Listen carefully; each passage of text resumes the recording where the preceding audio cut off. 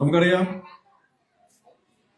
ഇപ്പൊ ജയിലുകളിലാണ് കുറച്ചുകൂടി നല്ല ഭക്ഷണം കിട്ടുന്നതെന്ന് തോന്നുന്നു അല്ലേ? അതിനൊരു മാറ്റം വരണം. കുറ്റവാളികളെ വളർത്താനല്ല, കുറ്റമറ്റവർക്ക് ഏറ്റവും നല്ല സാഹചര്യങ്ങൾ ഒരുക്കാനായിട്ടാണ് ഏത് സർക്കാരും ശ്രമിക്കേണ്ടത്.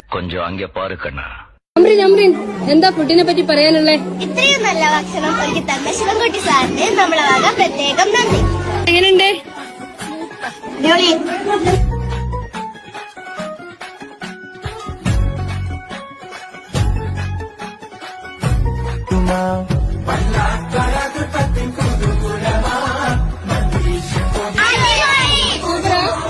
നമുക്ക് കഴിഞ്ഞ ആഴ്ച ചിക്കൻ ബിരിയാണി ഉണ്ടായിരുന്നു. ഈ ആഴ്ച നമുക്ക് ഫ്രൈഡ് റൈസ്, അടുത്ത ആഴ്ച മന്തി.